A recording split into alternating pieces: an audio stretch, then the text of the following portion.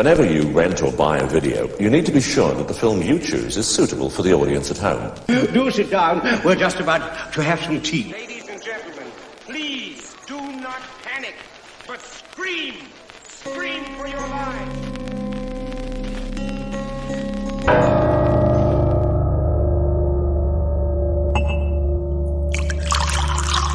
Hail weirdos, the kettle's boiled. Welcome to Tea for Terror, where we take a favourite horror film and dissect it over a nice cup of tea.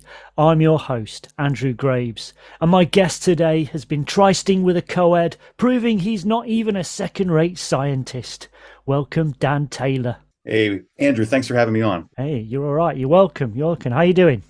I'm doing great. It's a dreary day here in the United States, so perfect to talk about Re-Animator. Yeah, we've had quite a bit of snow this week. Well, very typically in the UK fashion, it's kind of like we get snow and there's a massive panic because we've never seen snow before, obviously.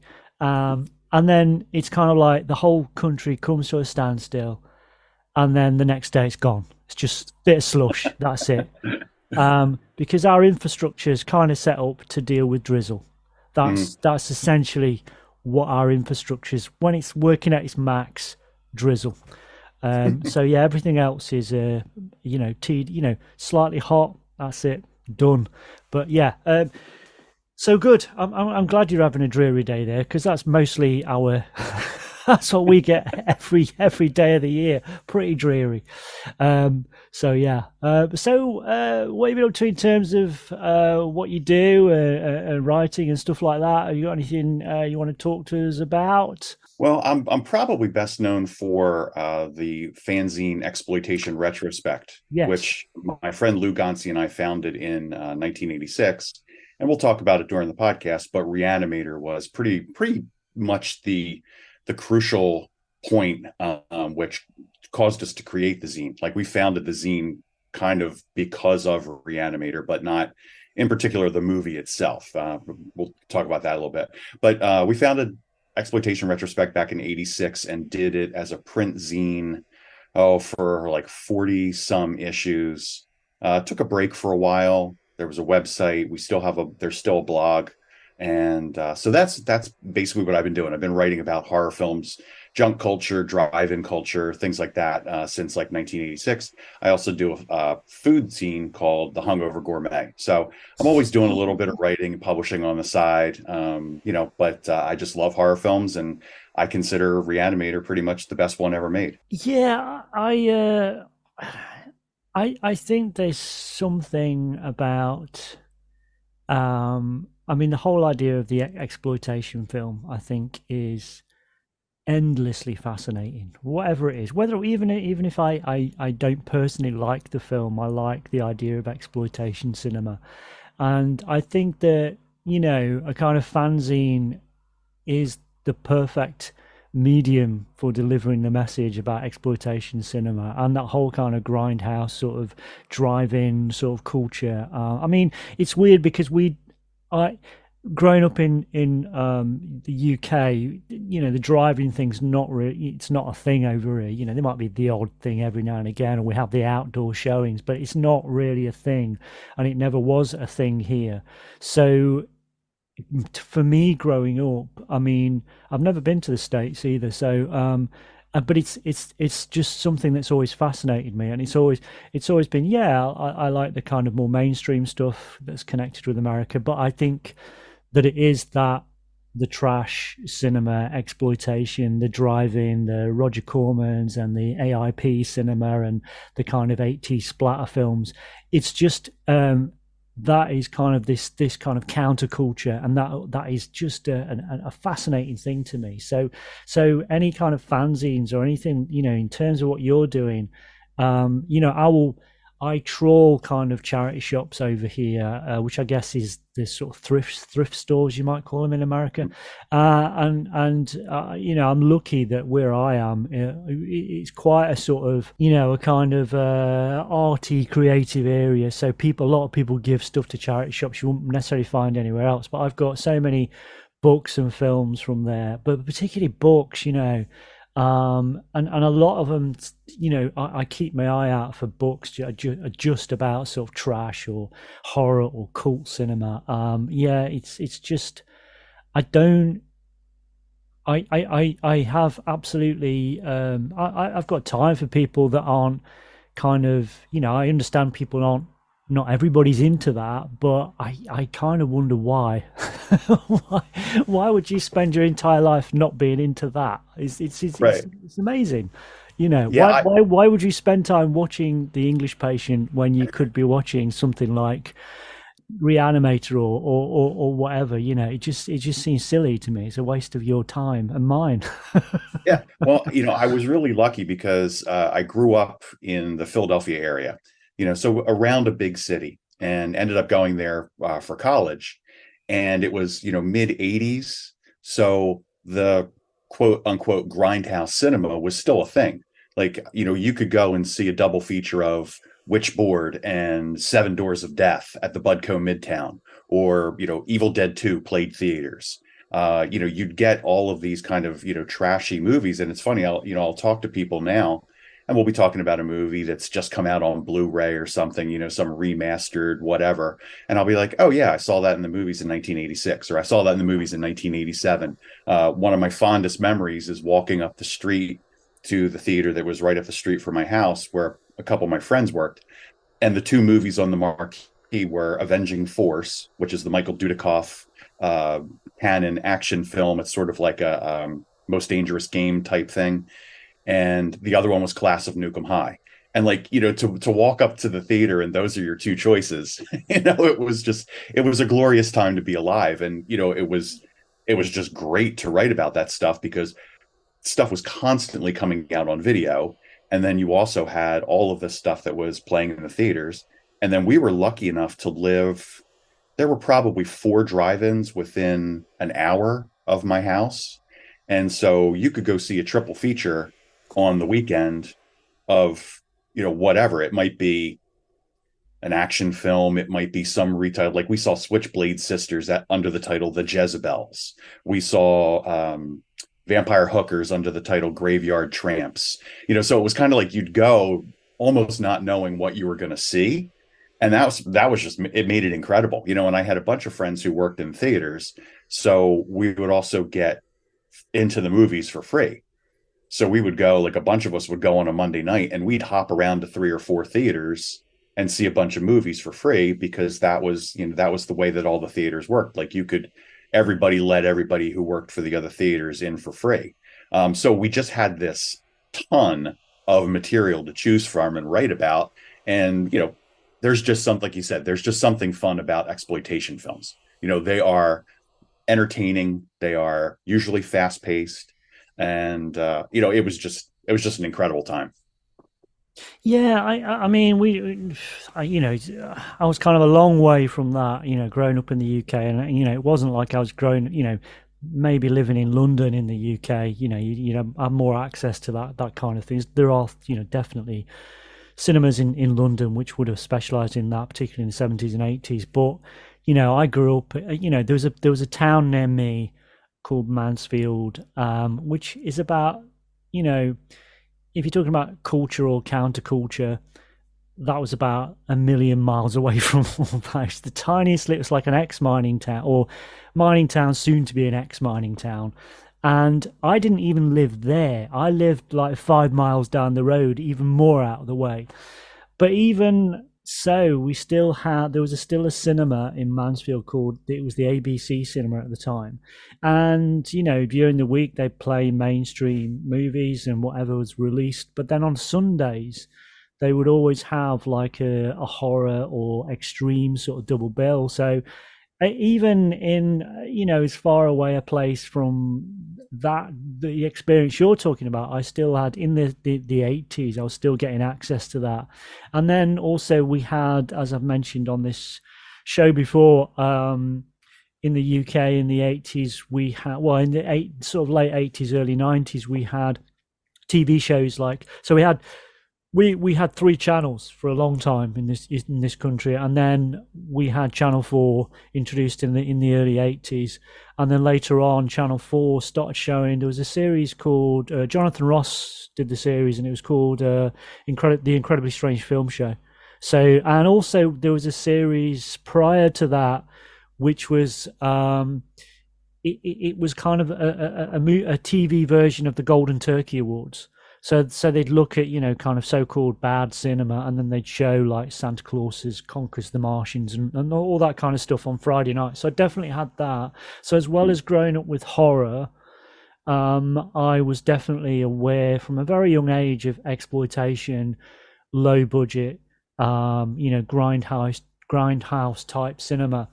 And then we also, a bit later on, we also had a TV show called Movie Drome, which would show Alex Cox presented it, and he would present two cult films, and it was great because it was before a time, VHS existed and you can get a certain amount on VHS, but certainly you couldn't get a lot of things officially. So that Movie Drone was great in terms of showing us things we possibly never come across before, or they were on TV very rarely. And suddenly you got Alex Cox, this cult director himself, introducing these. It was brilliant. It was a great time, to be growing up. Yeah, Alex Cox, one of my favorites, and did he ever show The Great Silence, the Kinski spaghetti western?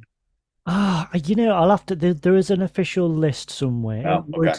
It wouldn't surprise me if he did. I know. I've just watched The Great Silence last weekend, and I know Alex. I was looking on the extras. I know Alex Cox has done some sort of intro. Yeah, stuff like, yeah, he's a huge fan of that one. Yeah, it's an incredible film. That is, it's just. I'm a massive spaghetti western fan, and obviously, not just the Sergio Leone, but Sergio Corbucci is just amazing. But I will watch anything from that era, sort of Italian westerns. I will take the worst Italian spaghetti western over the best 1950s American western every time.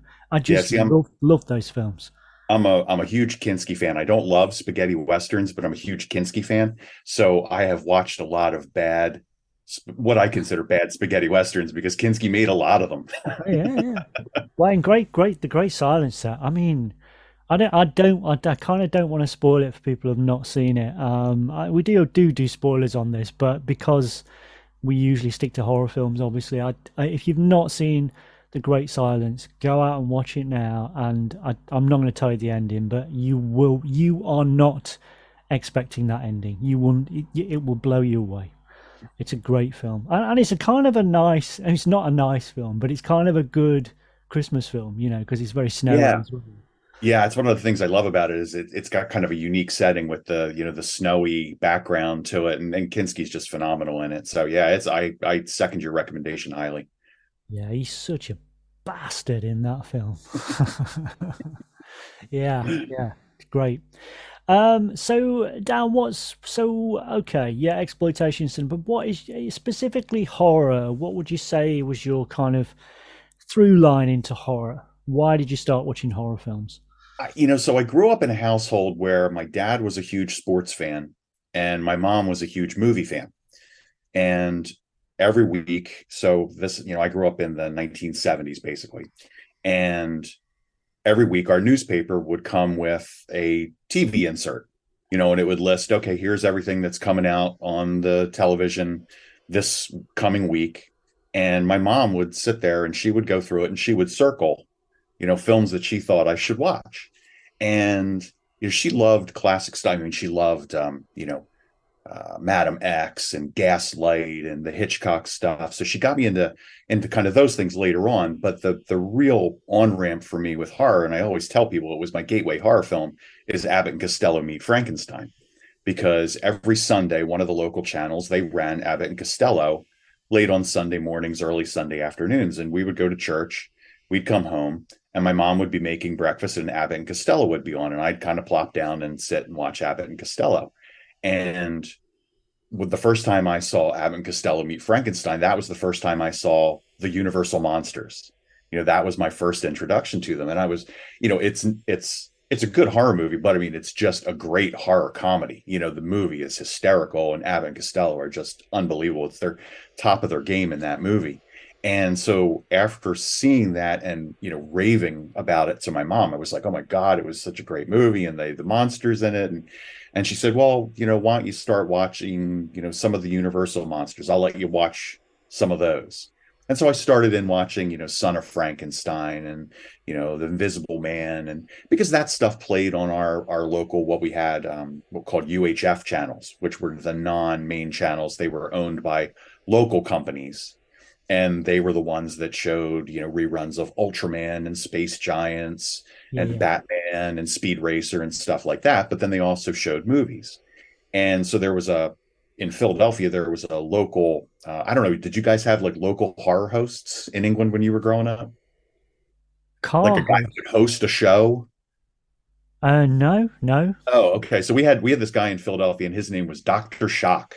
And Dr. Shock. Oh, I see what you mean. No, I get you. No, okay. Yeah. Okay, so Dr. No, we didn't. We kind of did, but it was later on. Okay. So we were very much aware. Obviously, going back to Vampire and people like that, Right. Yeah. Right. So later on, yeah. Yeah. So we had this guy in Philadelphia called Dr. Shock, and Dr. Shock did a show called Creature Double Feature, and it was every Saturday, and he would show, a couple of movies. And so it was like the Universal stuff always got played. And every once in a while would be, Invasion of the Flesh Eaters or something like that. And so then they started showing the Hammer movies. And so then I was like, oh, okay, well, these are like the Universal movies, but they're in color and they're a little bit cooler than the Universal movies. So like that became, my next step.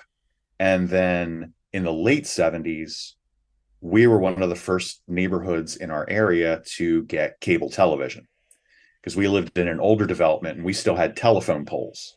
So the telephone poles made it easy for them to wire the cable right from the telephone poles to the house. So in like 1978, I had cable television, and that just opened up a whole world to me, because we had a channel out of Philadelphia called Prism, which is still like the greatest thing that ever happened in my life, because they showed all the Philadelphia sports, which my dad loved, and then they showed movies the rest of the time, which I loved. And they had absolutely no filter about what they put on when. So I still remember the guy coming to our house, installing Prism, and showing us how to use the cable box. We had one of those boxes that had like a little dial on it, and you would dial which row you wanted, and then you would press the button and it corresponded to a certain channel or whatever. And the day that he installed it in our house and turned Prism on for the first time, there's a topless woman running through a barn being chased by a guy with an axe. And I was like, sold.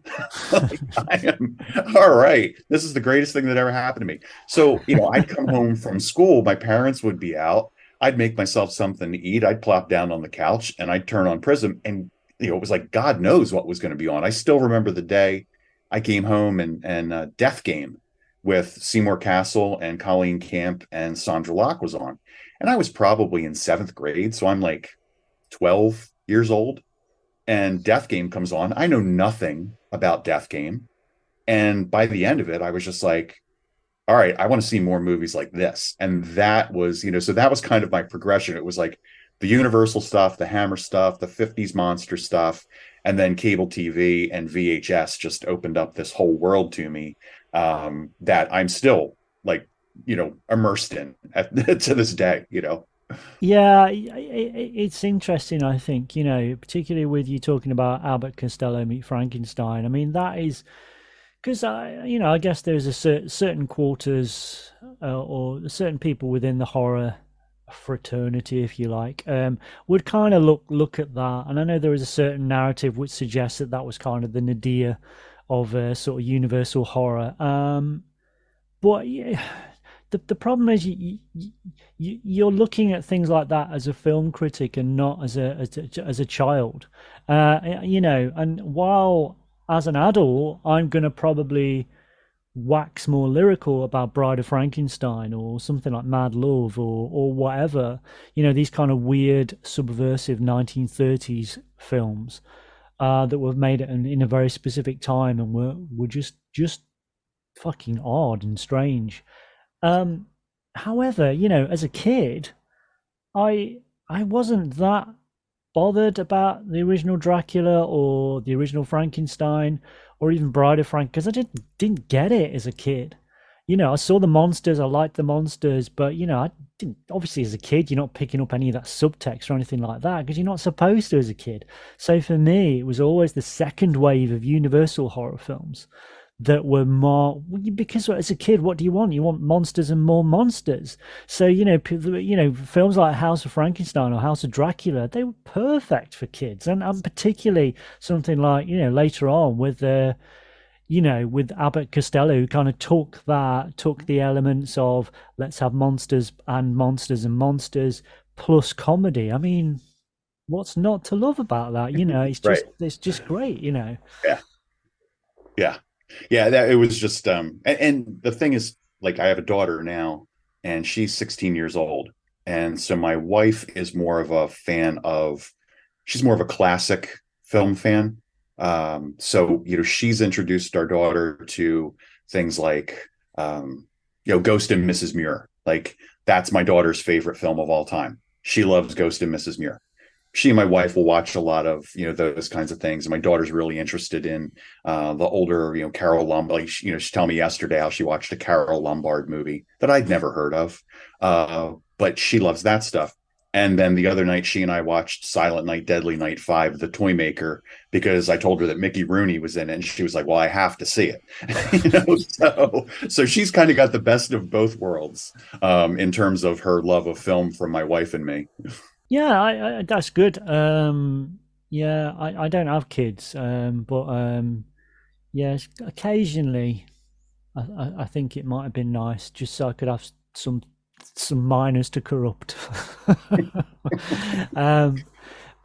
Yeah. So okay, I think it's about time that we went into our chosen film. So we are going to look at Re-Animator from 1985 as directed by Stuart Gordon.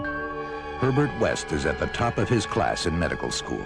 How can you teach such drivel? These people are here to learn, and you're closing their minds before they even have a chance. What are He's brilliant, but a little weird.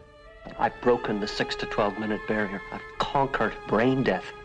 His experiments have always been unorthodox. It was dead. But lately, they're getting out of hand. And he's just made a discovery that could wake up the dead. Now, Dan, when was the first time you came across this film? So interestingly enough, and this is how Re-Animator sort of inspired Exploitation Retrospect to start in the first place,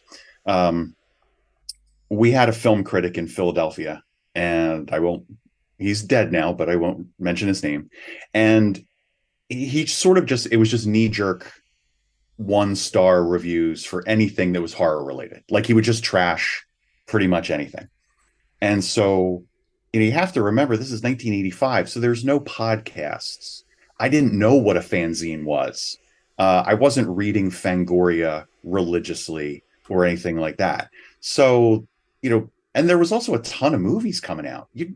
Stuff would come to town, and if it didn't get an audience, it was gone in 5 days. You might not get a chance to see something. So when Re-Animator came out, I remember picking up the paper and looking at his review, and I think he gave it 1.5 stars.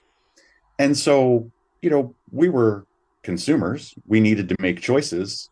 And so we were like, all right, like, we'll go see something else. So I never saw Re-Animator in the theater in its original run. So then when it came out on video, Vestron actually put out an R-rated version of it, as well as the unrated version of it. So when I ended up seeing it for the first time, I actually saw the R-rated version, which is longer, obviously has more of the nudity and gore cut out of it. There's a little bit more of the plot line of Dr. Hill being a hypnotist and things like that. And I was like, this is a good movie. It's okay. It's pretty good. And then my friend who worked at a video store called me, and he was like, hey, we got the uncut, the unrated theatrical version of Re-Animator came in. You probably want to check it out. And so then I rented that, and my socks were just completely blown off. I was like, this movie is incredible. The acting's phenomenal. I was in love with Barbara Crampton, who wasn't. I still am. Jeffrey Combs is just perfectly cast as West. And so like it immediately vaulted past everything I had ever seen and became my favorite movie. So like that was my first encounter with Re-Animator. And so then my buddy and I were sitting around one night and we were like, well, wait a second. So he gave this movie 1.5 stars. What else have we missed out on? And what else are people missing out on because they're listening to people like this guy who's a movie critic for a big metropolitan newspaper. And so we were like, well, what if we started writing down our thoughts on movies? Again, I didn't know there was a such thing as a fanzine. And so we just kind of, put it together. I was going to college and I had a computer that it was an early Macintosh and had a printer. And I was working at a pharmaceutical company where I had access to a high volume printer, copier at no cost. So we just kind of put together this first issue. Okay. And mailed it out to a couple of, film writers for newspapers and things like that. And then I read a piece in Film Comment magazine, did a piece on fanzines. And they talked about Michael Weldon, and they talked about Bill Landis and some of those guys. But then they also published a list of fanzines that were out at that time. And so like people like Michael Gingold from for Scaraphilia at that time. And I'm trying to even think if Steve Puchowski had started Slime Time at that point. But anyway, so I got that list from Film Comment magazine of these fanzines and mailed out copies to these fanzines. And then the next thing you know, my mailbox is just full of fanzines. Like every day I'm going to, and so like word started spreading like wildfire that, hey, here's these guys that have this new fanzine. And so our name starts getting passed around and we're getting blurbs in different, other zines. And so all of a sudden we're exposed to all of these phenomenal fanzines from all over the world. And like, that was it just took off from there. Yeah. I mean, there's a lot of things that resonate there. I mean, we similarly with your unnamed film critic who's no longer with us. Similarly, we in over here, for a long time, the only access we had to anybody talking about cinema on television, other than the fact that you're obviously getting films and double bills and things like that, during the 70s and 80s. It was just called the film program. So it's film followed by whatever year it was. So film 70, 71, whatever. And for a long time, it was presented by a guy called Barry Norman. And it was exactly the same sort of thing. He, freely admitted he hated horror. But rather than just watch films and give it a fair review, he just kind of made up his mind about horror before, and he would undoubtedly, anything came out with Meryl Streep in, he'd just be, all of it, waxing lyrical about it, but anything horror, he just wrote off straight away. And oh God, I hated it so much, and because he was just so unrepresentative. And there's a famous incident. We talked about this on the podcast before when we did Hellbound Hellraiser 2, and it was where he'd really slagged off Hellraiser, the original Hellraiser, but then when it came to Hellbound Hellraiser 2, the BBC wanted him to go and be on the set while they were making the film. Now Clive Barker had said, well, yeah, but if he's going to do that, then the condition is that he has a photo with Doug Bradley dressed as Pinhead, so this was kind of the thing. But then when they were doing that, they basically locked him in a room with Clive Barker, and Clive Barker was just saying, why did you slag off Hellraiser so much? And he's like, well, I'm hold my hands up, I don't like horror films. And Clive Barker's like, I don't care, That's not your job. You're there to honestly review films, not decide that this is a horror film, it's a genre you don't like, so you're just going to slag it off straight away. So yeah, it's very similar over here, and it wasn't. I mean, ironically, the guy I mentioned earlier on, Jonathan Ross, who started off on Channel 4 doing the Incredibly Strange Film Show and is a huge advocate for horror and cult films, he ended up taking over from Barry Norman on the main sort of BBC One channel. So, so it's weird how these things work out. But yeah, I absolutely, I can definitely, I understand that kind of feeling. And because, like you said, there wasn't really, similar in this one. There's nothing out there. Like I said, it's very difficult. Podcasts. We've got podcasts all the time now talking about whatever subject, and whatever sort of subjects of that thing. So, but then no, you had to delve around looking for books or waiting for a showing of a film at a particular time, and if you missed it, that was it. Or if you didn't have a VHS, you couldn't record it. You may not ever see that film or not see it for another 5 years, So right. Yeah, it's very, very, very straight. It's kind of exciting, but a kind of blink and you'll miss it time as well. So yeah.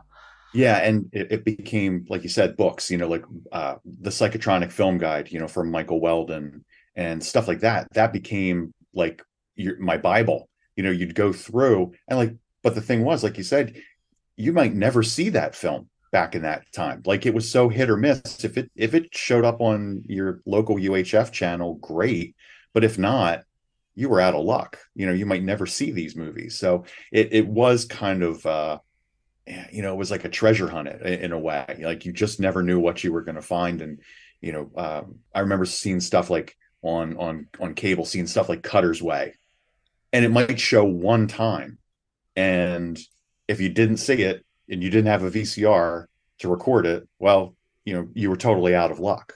So it was a pretty fascinating time to be a movie fan. Yeah, I remember when they first, because the Freaks was banned in this country for over 30 years, and I remember the first time they showed it on British TV, and it was part of a band season, and I just remember thinking that I would probably kill somebody not to miss this film.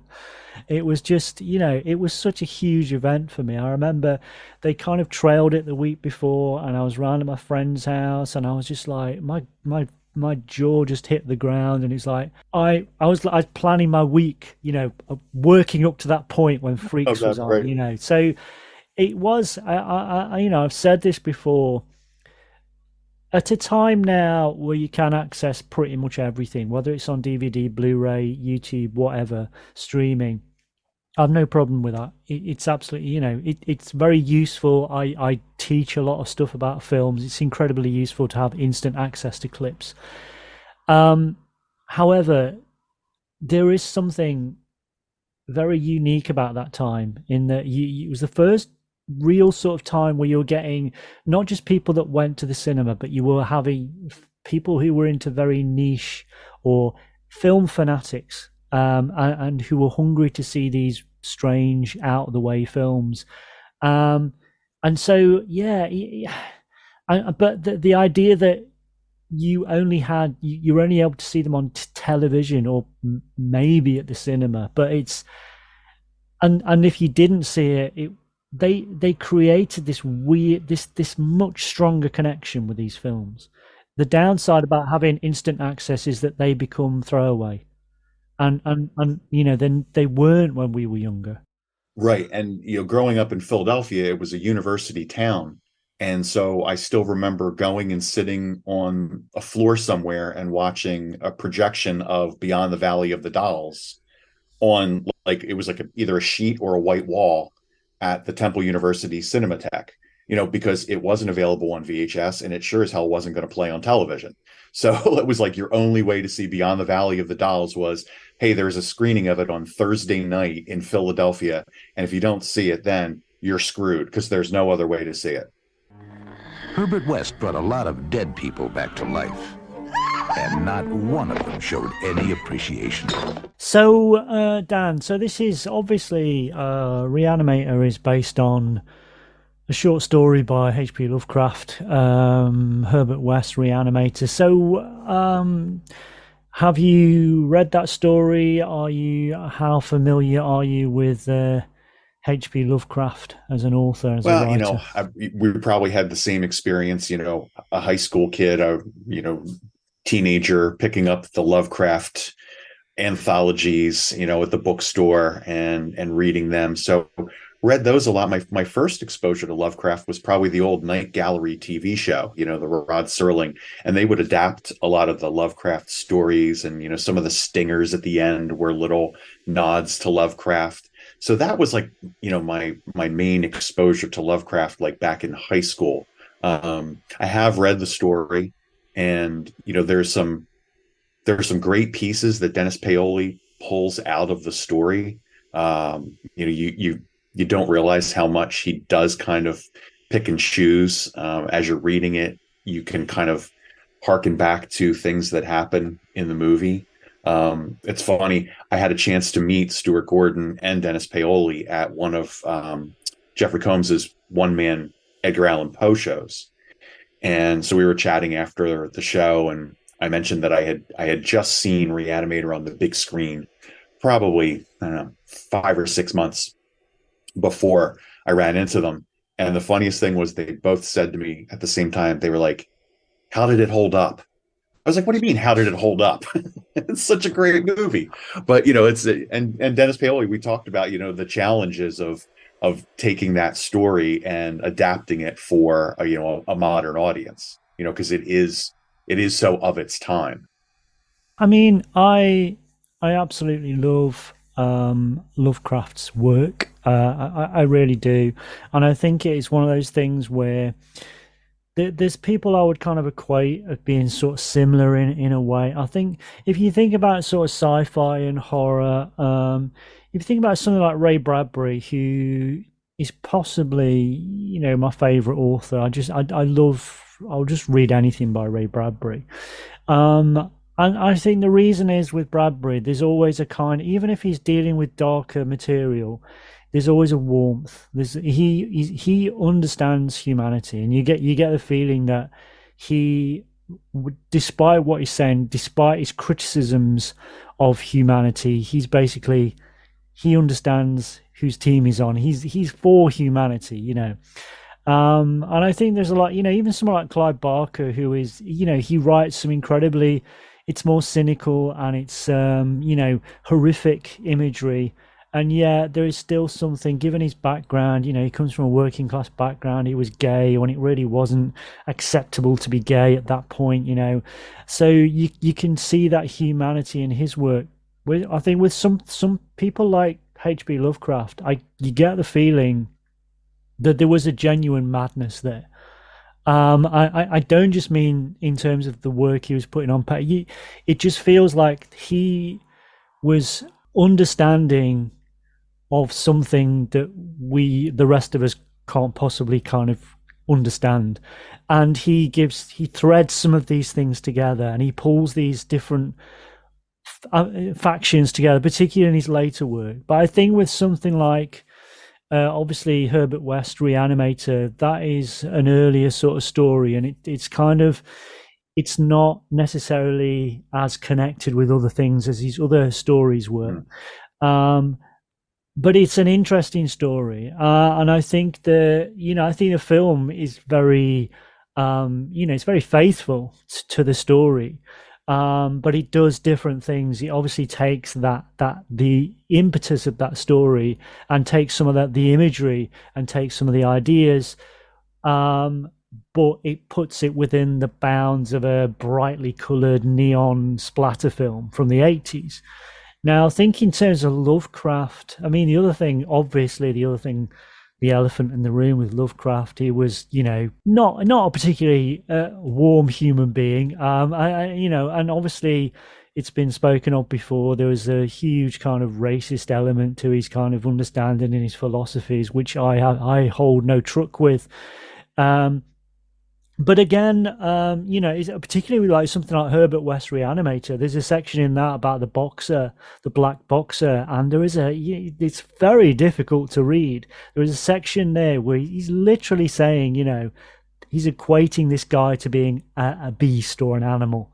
And it's very, very difficult not to sort of understand just how deeply troubled this guy was, Um, but having said, and this is no means of defense, but he wasn't alone. I think this idea, I think the sort of 21st century idea, oh, let's pick on H.P. Lovecraft, he was racist. Yeah, he fucking wasn't alone. I mean, people think that the Nazis came out of nowhere.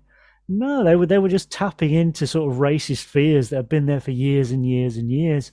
And even, other things, if you look at a lot of art and particularly literature from that time, as brilliant a lot of it holds up. I'm a massive Agatha Christie fan, and she was a brilliantly intricate writer, just a very, very clever writer. And in some ways, she was very progressive. I mean, some people would argue that she kind of had the money and the privilege to be slightly more progressive than a working class woman of the same sort of age or era.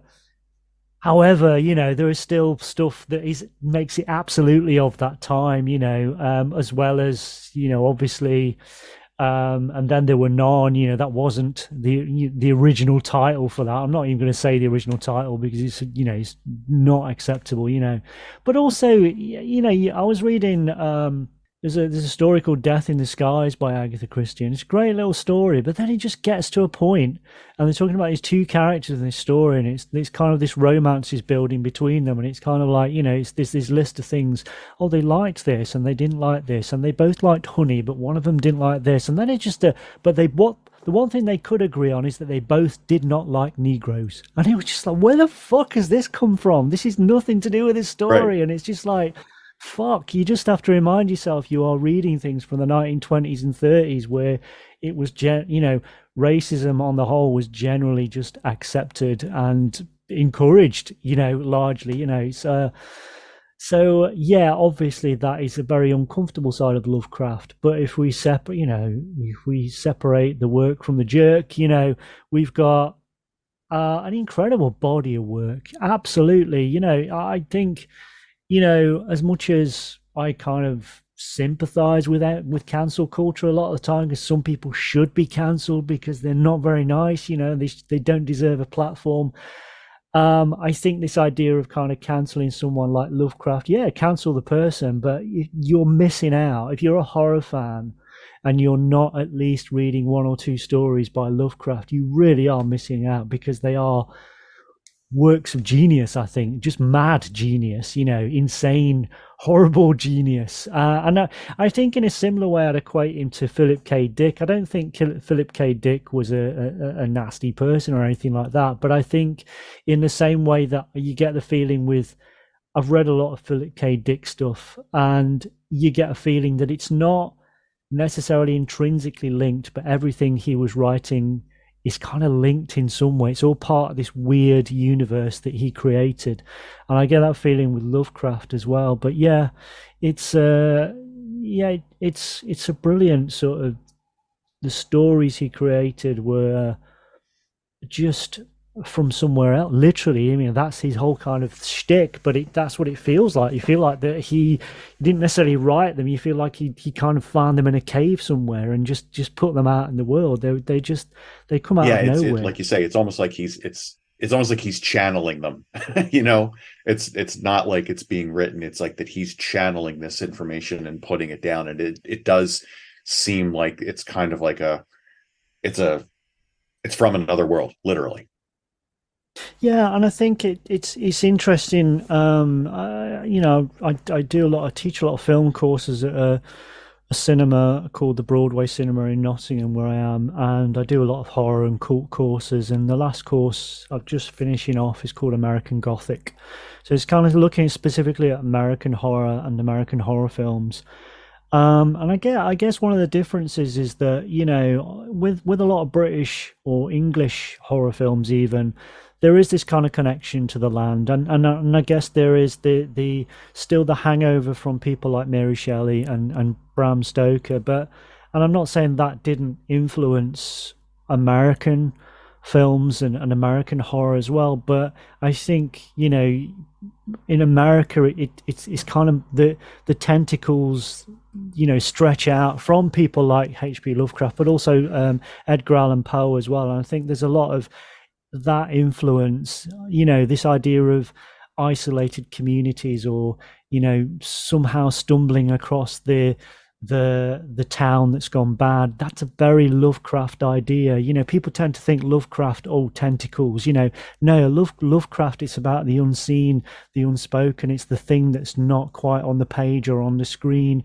And that's why I think this Re-Animator is interesting, because it's kind of an adaptation of an earlier story, whereas I think a lot of time you try and do the bigger stuff that's linked to sort of Thulu and all that kind of stuff, it's not that translatable. I'm not saying there aren't some decent adaptations, but it's a very hard thing to get right, because it is about what's not on screen. I think sometimes the most Lovecraftian things are not direct adaptations, but they just retain that feeling, the same feeling.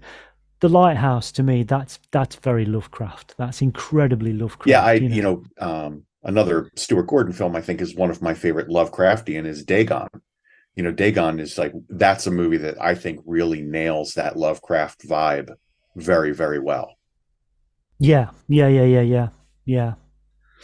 I think the other thing about, I mean, this is a kind of 80s splatter film, and it's a perfect, in a way, it's a great companion piece to something like Return of the Living Dead from the same year.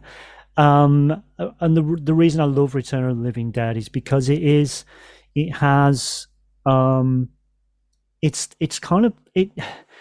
got it's got really brilliant ideas in, and it invents tropes that Romero didn't come up with. You know, obviously it was his old writing pal. And so it creates this new kind of zombie vibe that we've not seen before. And he's often kind of overlooked, and it's not given him enough credit for that. There's some brilliantly visual ideas in Return of the Living Dead, but also it throws in this comedy element as well, similar to Re-Animator. It's very bright, it's very colourful. It's a mid-80s MTV party film. This is when sort of Motley Crue and sort of hair metal was huge as well, and their videos, a lot of those videos were kind of tying into similar sort of aesthetic. It makes perfect sense for a film this to come out smack bam in the middle of the 80s. It's a perfect horror film for the 80s. And I think it's but it's, yeah, I think it's a perfect, it's a good adaptation, because like I said, it doesn't necessarily have to connect with anything else, but it does create this very typically 80s vibe. But I think if you, going back to the original Herbert West Re-Animator story, what's interesting about that, because it was the 20s when that was written, if you look at, obviously, going back to Mary Shelley for a second, if you look at, obviously, Frankenstein has been filmed over and over and over again. But if you look at particularly a lot of those early adaptations, if you look at the 1931 version of Frankenstein, and also if you look at Curse of Frankenstein from Hammer, I don't know, I'm not going to say they were, but if the way that Herbert West Re-Animator is crafted, you would imagine that they'd taken a lot from that story rather than basing it. There's a lot more, I would argue there's a lot more in common with something like Curse of Frankenstein with Herbert West Re-Animator than there is with the Mary Shelley original book. It's a really nice template to use for that kind of Frankenstein-esque connection, I think. And one of the other things I love about the story is that it's also got that, like, it's got the Burke and Hare element, and it's got the Frankenstein element, and I always thought that, I don't love Bride of Re-Animator, but I do really like Beyond Re-Animator. And I always kind of in my head wish that the series had gone on in kind of the way that the Hammer Frankenstein movies had gone on, and that each of those movies, yes, they're connected with the characters, but they're each this own little standalone movie.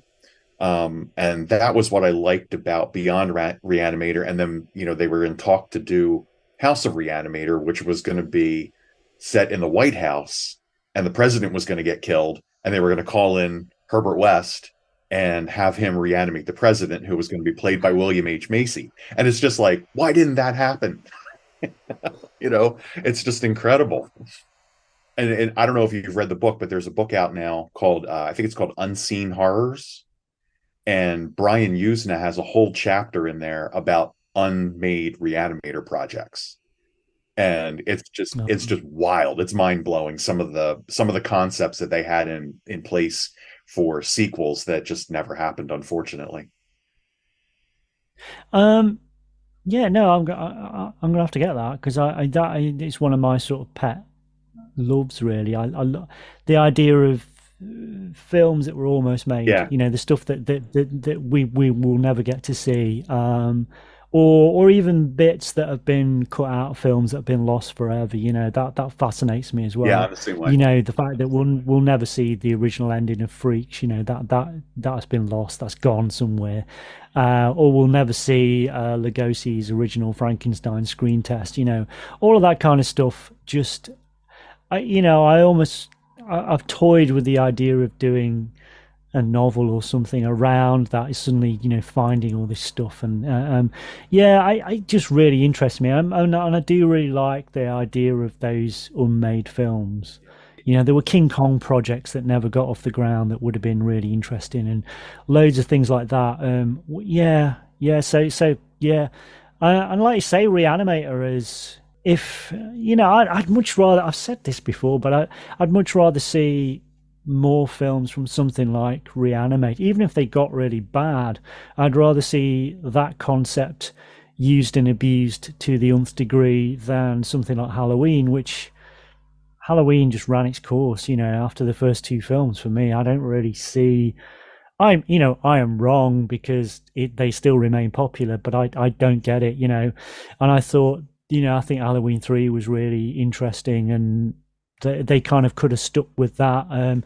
So no, something like, because it's just the concept for Halloween is okay, but once you've explored that thing, that's it. There's nowhere else to go with it. Yeah. But something like Re-Animator, it's endlessly, and in the same way that Frankenstein is. Look what Hammer did with Frankenstein. He's amazing. He's just what should we do with him this time? Oh, women. We'll do women Right. this time. Or we'll do all this. A monster from hell. All this kind of stuff. Let's put him in a lunatic asylum. Let's do that.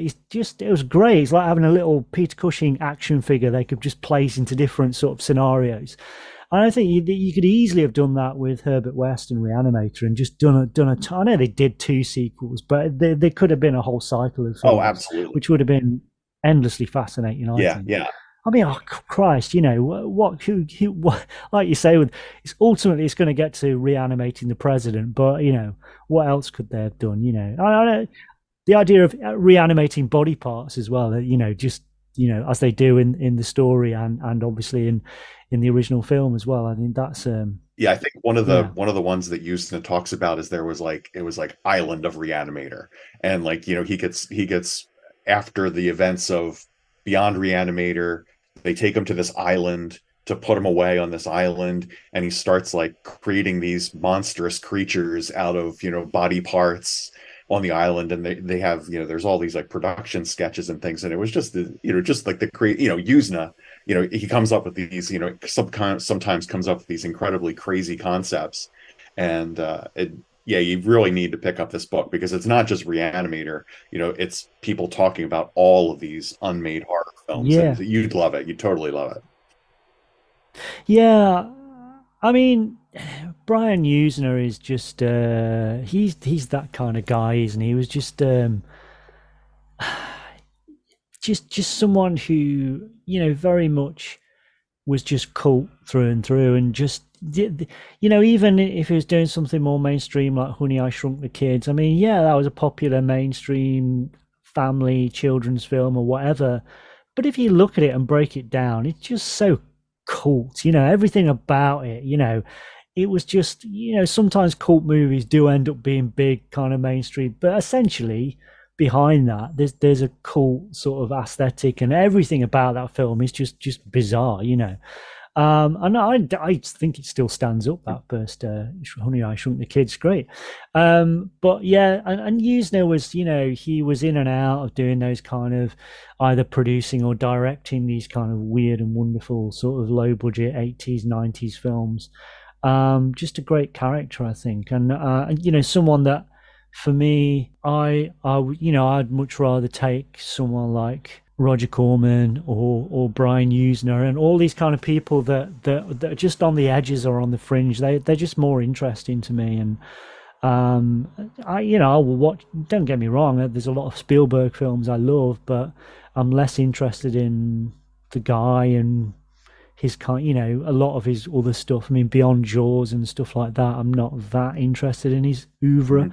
But someone like Roger Corman or Brian Usner, they just they create these oddities that are just there to enliven my existence anyway, if no one else and it's is, fun. We're in this age, like you said, between DVD and Blu-ray and streaming or whatever, you're able to go on a deep dive on someone's career, whether it's, like you said, a Usna or a Paul Naschy or a particular genre, Santo films or something like that. Like, you can go on a deep dive and just really get into these. I mean, God, there's 5 Silent Night, Deadly Night movies, so it's like, you have this opportunity to kind of really, really drill down and find these kind of hidden gems. And those guys who are on the fringes, are kind of fascinating. Yeah, and what's good about sort of physical media, there's something almost every week now, or every month at least, that comes out that is just like, when I was growing up as a kid, it's just like, I'm never going to see that. The thought of finding out there was a whole subgenre of cinema which was purely based on Mexican wrestling.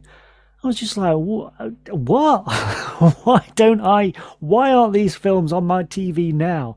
And, and to go through, 30 odd years later and actually have a box set of the Santo films and stuff like that is, it's, and like I said, every month, so, for Christmas, I'm going to be getting, the Todd Slaughter box set and all Michael Murphy and all these kind of people, these people that are just kind of on the fringes or not really known by that many people, but just to keep constant. I mean, in some ways it's difficult because I've got a finite bank balance, but the fact that they are there and you can usually get them at some point, or even if you can't afford to buy them, you can sign up for I write for Arrow, so I get free access to their Arrow TV, so I can watch stuff that they've got through there.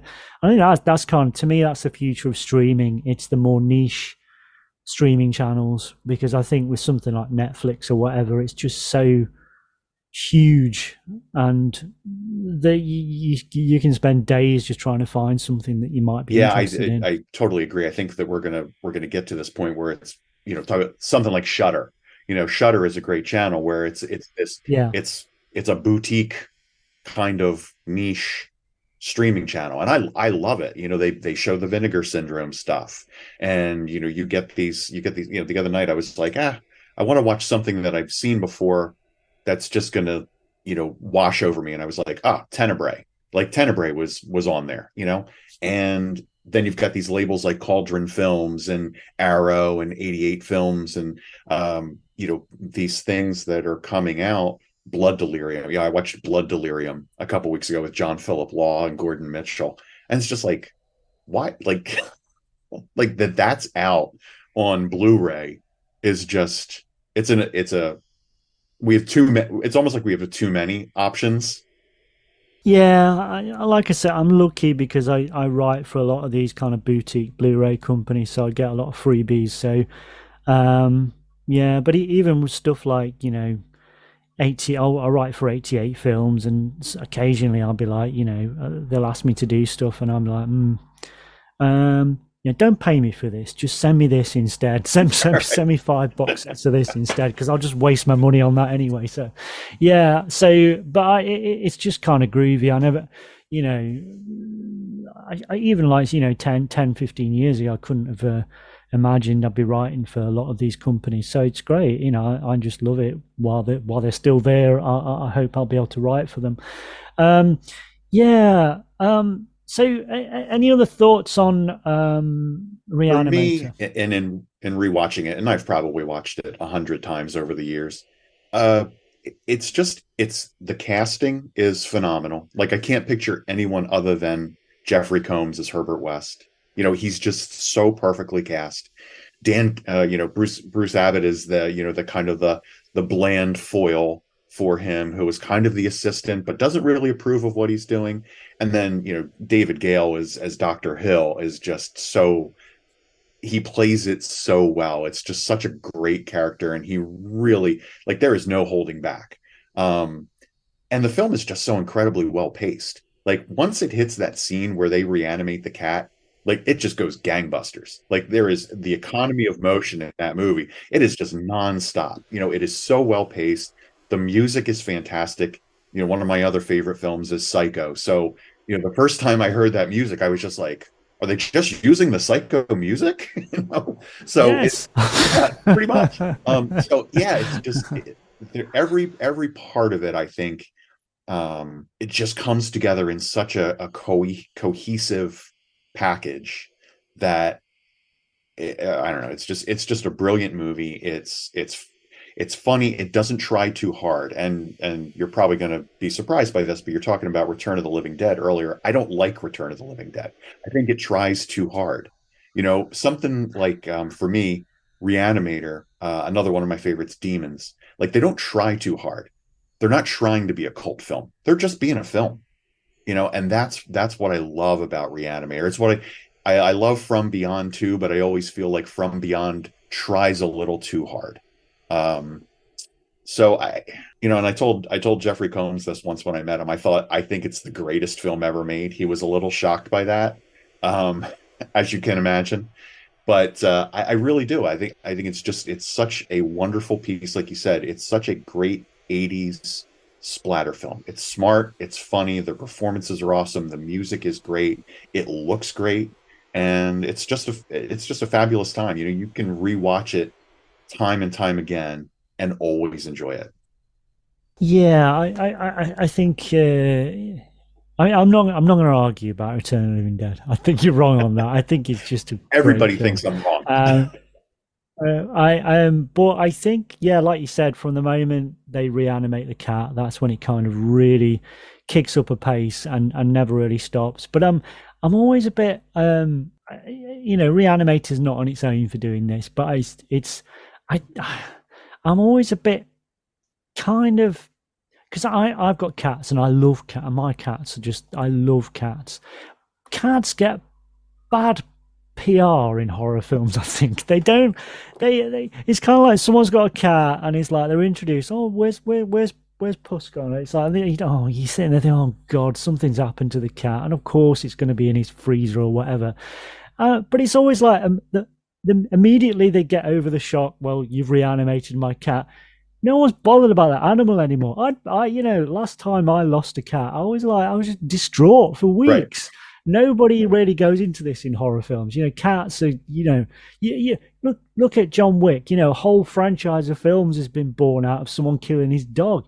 Cats, not so much. I'm a dog guy. So for me, Fly 2 is a hard watch because there's the whole thing with the dog in Fly 2, and it's just like, ooh, I don't want to see that. Yeah, I've not revisited Fly 2 for a long time for that reason. It's really hard. I watched it last year and I was like, oh wow, I forgot how rough this is. Yeah. Yeah, it is rough. Oh yeah, it's heartbreaking. Heartbreaking, that scene is. Yeah. Yeah, so do you want to give us a plug then? You got anything you'd like to plug? Oh, sure.